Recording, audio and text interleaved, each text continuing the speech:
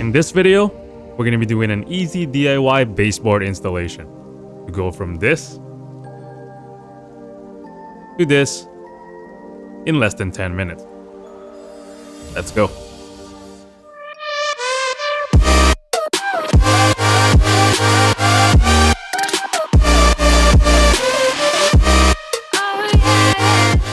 Let's go over the materials and tools that you'll need for this installation. Starting with your tape measure, angle finder, a caulking gun and a caulking tube, nail gun and some brad nails, a miter saw, preferably one with an extendable arm, as well as a high tooth blade count, and of course your baseboards. Let's start this installation process by figuring out your baseboard quantities.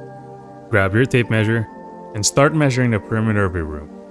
This step is critical for finding the quantities of baseboards you'll need for this installation. Calculate the quantities you'll need. Start by drawing the perimeter of the room similar to the green lines on this illustration. This step can be done as simple as pen and paper. I'm just showing this as an illustration. Your baseboard quantities will be equal to the total length of the perimeter. After measuring the perimeter of the room and figuring out the total length of baseboard you need, let's now go ahead and prep the baseboards to the room surrounding. This is a very important step to make sure that the baseboards are acclimated to the moisture content in the room that you're installing this on. Allow for this acclimation process for at least 24 to 48 hours. Lay your baseboards on the floor and make sure to allow for enough space in between. Before starting our baseboard installation, let's quickly go over this nifty tool from Milescraft. This is the Milescraft 8402 Angle Finder. This tool is meant to reference angle measurements for precise woodworking, or in our case, trim installation. It finds angles between two surfaces on the outside or the inside, contains angle divider for miter setups, and an easy retractable edge guide. Let's go ahead and put this to the test and see how effective it is, starting with the outside corners. To find the right angle to make your outside cuts, rotate both arms until the inside of each arm is flush on the adjacent surface. Lock it into position and head over to the miter station. Press one of the arms along your miter saw fence, and then adjust your saw until it's perfectly lined up with the yellow angle divider. This procedure sets your saw perfectly to make a half angle cut. Grab your baseboards, make your cut, and see if this outside corner trick worked. In my case, this angle finder worked great for the outside corners, as you can see in this clip.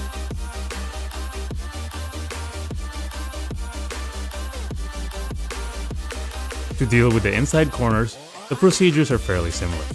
Rotate both arms of the angle finder until the outside of the arms are flush against your wall. Lock it into position and head over to the miter station. Press one of the arms along your miter saw fence, and then adjust your saw until it's perfectly lined up with the yellow angle divider.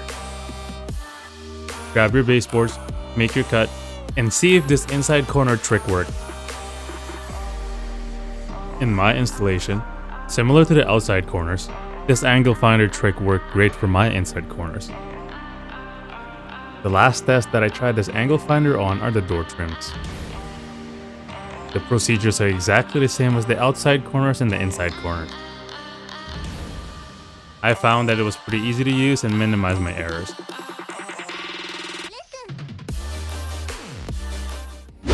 Another situation that you might run into is the need to connect two baseboards together. This will likely happen on the longest side of your room installation, requiring you to make a joint to attain your desired length. For a cleaner and more uniform look, I suggest you try doing the scarf joint.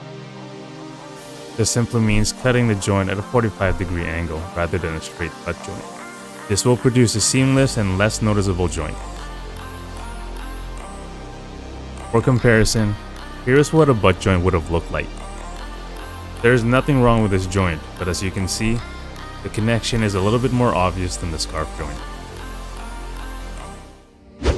Now it's time to install the baseboards, applying the tips and tricks we just talked about for the outside corners, inside corners, door trims, and for connecting two baseboards together. The remaining process of this installation will be pretty repetitive, including measuring, cutting, and installing your baseboards. Grab your nail gun and nail the baseboards to the wall. I used the Works Nitro cordless 18 gauge nail gun loaded with 1.5 inch brad nails. Use the previous measurements you took during the planning stage and cut the rest of the baseboard. Repeat these steps until you've completed all the baseboard installations around the room.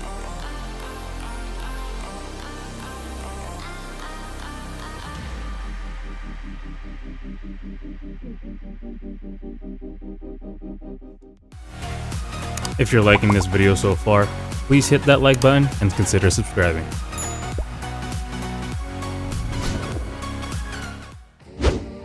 Finally, let's go ahead and finish this installation by caulking the baseboards. Grab your caulking gun and your caulking tube and cut the tip. Angle your cut at approximately 45 degrees and make sure you cut the tip small enough just so you can see the hole. Since our applications are indoor, use a paint graded caulking tube, like this Alex Flex from Home Depot.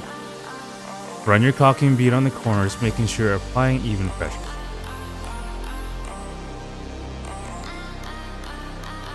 Run your finger across the bead, making sure that all the gaps are filled properly.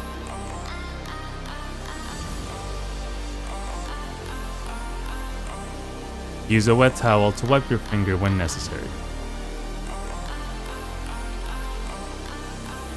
Repeat this process along all your baseboards, connections, gaps, and nail holes.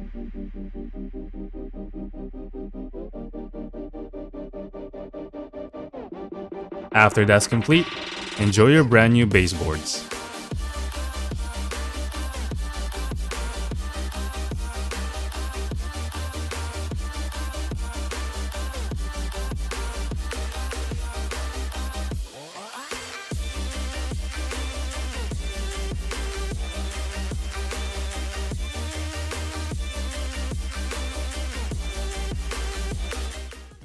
And that's it for this week's episode of RENO Sundays.